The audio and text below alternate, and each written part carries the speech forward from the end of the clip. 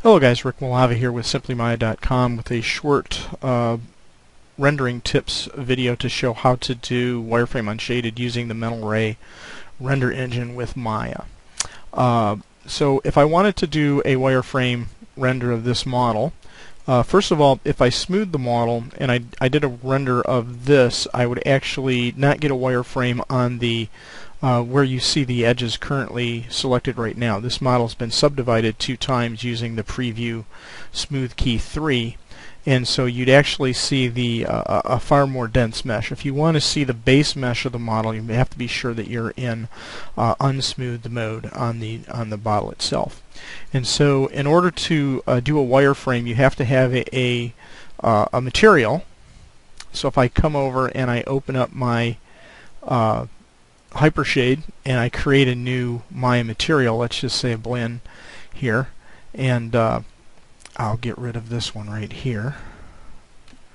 I had one up earlier, and I double click on that blend and I go to its properties over here. I need to go to its shader group, so you want to pick this downstream connection button here, and that shows me the Blend 3G shader group. And in that shader group node, this will be closed when you come in here. You'll see contours under Mental Ray. If you drop down the Mental Ray spinner, you'll see contours, and if you drop down that spinner, you'll see Enable Contour Rendering. You have to turn that on for the actual material that you place on the object. And then you can pick the color that you want that to be. Let's say like a dark purple there. Say OK, and then you want to pick the how you want the line size to be drawn. Relative will base the size of the line on the size of the units in your scene. I usually pick absolute and pick a size of like anywhere between 0.2 and 0.5 for the size of the line. So now you take and you apply this. Bring this back in here. Yeah, get it where I can see it. It's Blend 3, so I'll take it from here. Just take this Blend 3 and drop it on to the bottle. In fact, what I'll do is I'll select everything, and then I'll go to this Blend 3 shader, and I'll say Assign Material to Selected. So now it's on everything. And if I was to render at this point, what you would get is nothing. There's a second step that you have to do. And so the next thing you need to do is open up the Render Globals tab.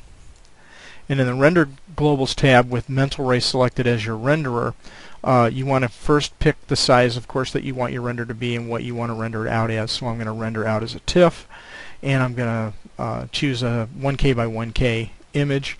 And then I go to the Quality tab, and I usually like to render with Production Fine Trace to get the highest quality render.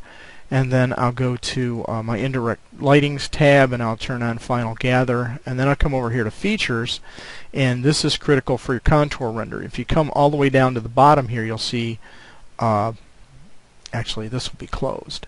If you come down to the bottom here, you'll see contours, and the spinner will be closed by default. So you pop that spinner open, and you go down into this area, and you have to also enable contour rendering here in the renderer.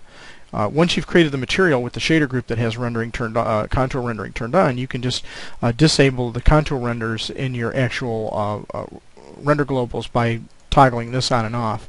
But the actual material itself has to have contour rendering turned on in its shader group in order to see contours rendered. This just determines whether the renderer itself decides to show or display the contours if they're turned on within the material shader group. So with this selected, Enable Contour Rendering, I usually come in here, and for oversampling it's something like 1. I usually drive that all the way to the top. Your filter type by default will be box filter. Gaussian will give you the best looking lines, and then filter support, once again this will be at somewhere down here around 1. I usually just slam it up to 2. For those settings. Now, once again, if you try to render at this point, you get nothing. And this is where most people start to get really frustrated, because it's like, how many places do I have to turn things on in order to get the lines, a wireframe to actually render.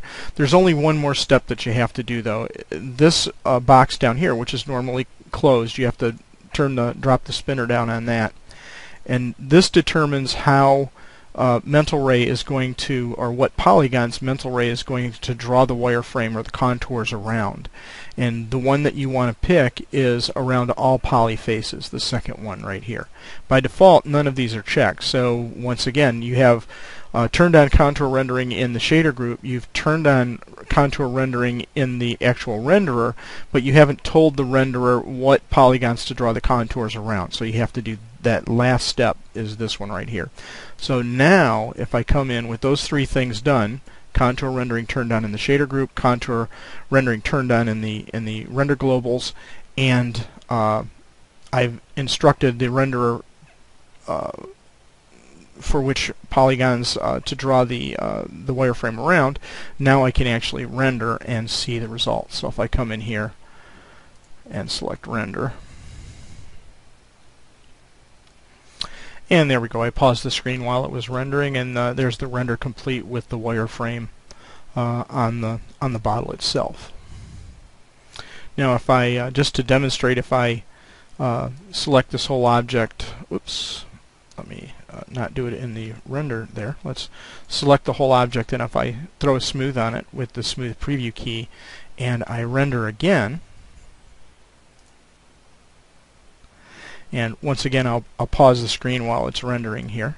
This is a post-processing effect, the contour render. So it will render the entire model out first, and then at the very end, it shows the actual contours or the wireframe.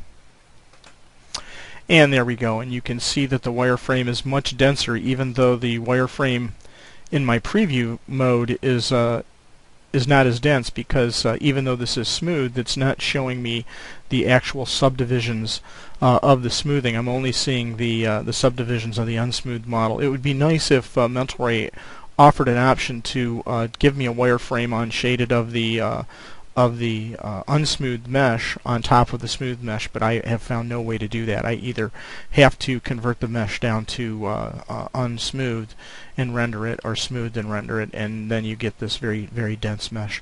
But that's the way you do it. There's three steps. One, create a shader and go into its shader group and enable contour rendering. Then go into the render globals and go into features and turn on contour rendering, and then be sure to go down to the Draw by Properties tab and select what polygons you want the wireframe or the contours to be rendered around, and then render your object. There you go. I hope you guys find this helpful, and catch you again on another tips video.